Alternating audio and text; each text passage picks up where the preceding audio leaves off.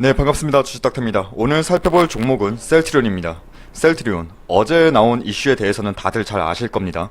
JP모건에서 리포트가 나왔는데 셀트리온의 목표 주가를 현재 60% 수준인 19만원으로 제시를 했습니다. 일단 목표 주가를 하향한 이유가 세 가지 정도로 보이는데 이 세 가지 부분에 대해 저희 의견 드리도록 하겠습니다. 자, 우선 리포트 내용을 이러한 기사를 통해서 보면 이유가 뭔고 하니 올해 들어 코스피가 9% 오른 데 비해 셀트리온 주가는 76%나 상승했다.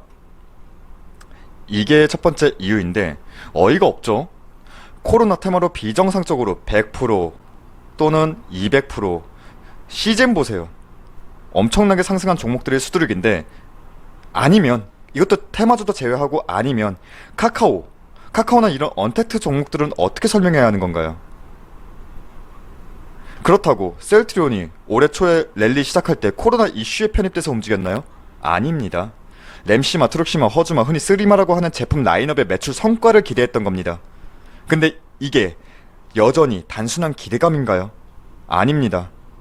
이러한 기대감은 결국 결과로 실적으로 증명해 줬습니다. 그럼 반대로 목표 주가 19만원? 그래요. 19만원까지 내려간다면 누가 가장 기뻐할까요? 이건 뒤에 자세히 설명드리도록 하고, 자, 쭉쭉쭉 내려보면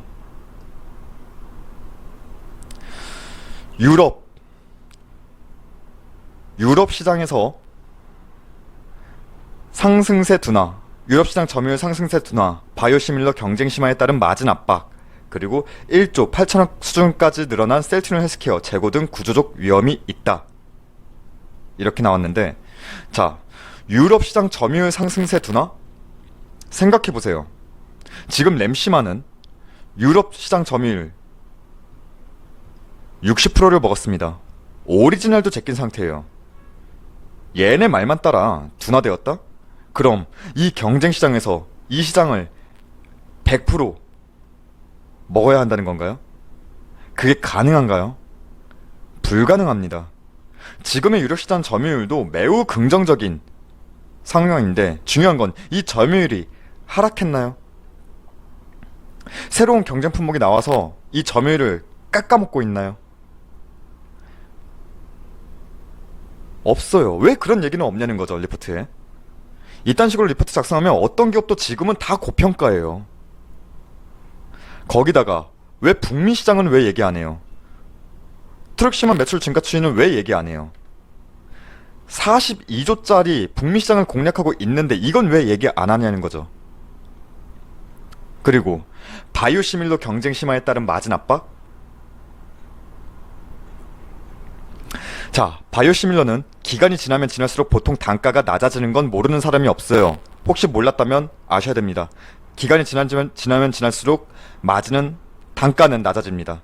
근데 경쟁 심화에 따른 마진 압박? 이 경쟁이라고 하는 부분은 단가가 낮아지는 부분이 아니라 얼마나 처방에 자사약품이 쓰이느냐, 처방되느냐의 경쟁이고, 이 때문에 로비도 활성화하게 된 게 지금 현재 북미 시장이에요, 대표적으로. 로비가 나쁘다는 게 아니라 예를 들어서 저명한 의학자들을 포섭해서 조금 더 경쟁력 높은 세일링을 한다는 거예요. 셀트리온 잘하고 있어요, 현재. 다시 돌아가서 경쟁 심화에 따른 마진 압박? 자, 단가는 낮아진다. 허나 그에 따른 초기 세일링 구축 비용, 초기 영업 비용, 그리고 생산 개발 비용 또한 시간이 지나면 지날수록 낮아진다. 이겁니다. 자, 이건 저만 알고 있다라는 부분도 아니고 꼭 이쪽 제약 쪽에 있어야 안다는 사실도 아니고 그냥 조그마한 장사하시는 분들도 다들 너무나 당연하게 알고 있는 부분이에요. 이걸 이렇게 얘기한다? 웃긴 거죠. 마지막으로 1조 8천억 수준까지 늘어난 셀트리온 헬스케어 재고 등 구조적 위험이 있다. 맞아요. 이건 부담이 맞아요.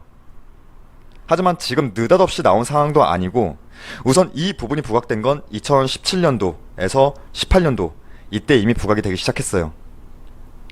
재고 증가에 따른 부담감에 대해 회사는 셀트리온은 입찰 시장에서 일정 규모 이상의 재고가 반드시 필요하다는 필요 조건이고 전략적으로 경쟁사 대비 더 많은 재고를 보유함으로써 이에 따라서 더 나은 대응 능력을 입증할 수 있어서 경쟁에서 승리할 가능성이 더 높아지게 된다.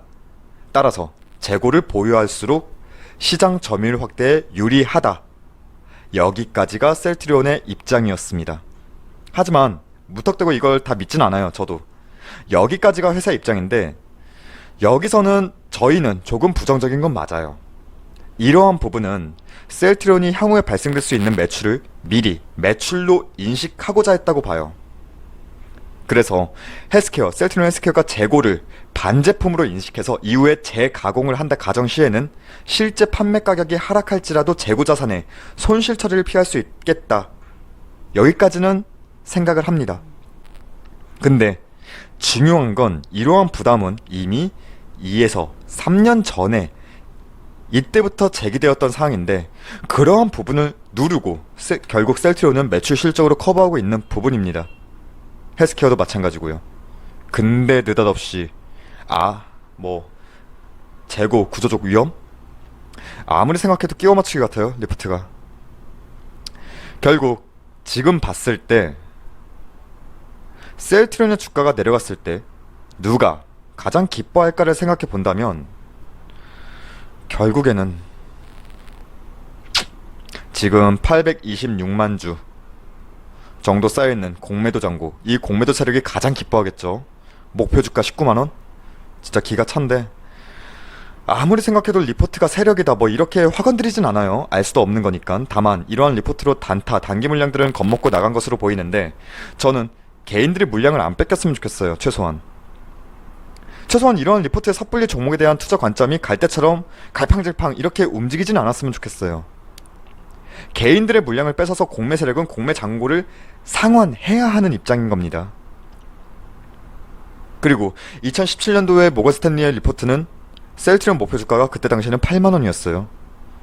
얼마 되지도 않습니다. 3년 전이에요. 8만원이었어요. 8만원 목표 주가가. 자, 리포트에 쉽게 흔들리지 않길 바라고 셀트리온 저희는 지속 가져갑니다.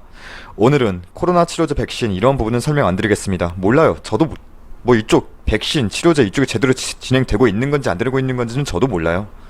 기대를 할 뿐이죠. 다만 저희는 애초 투자 포인트였던 이 기업의 본 사업에 대한 긍정적인 모멘텀에 집중합니다. 램시마 SC, 그리고 고농도 휴미라 바이오시밀러 등 잔치가 끝난 게 아니라 더 큰 잔치를 기대할 만한 모멘텀은 현재 충분합니다. 이상으로 셀트리온 저희 의견 드렸습니다. 그럼 구독과 좋아요도 부탁드리겠습니다. 감사합니다.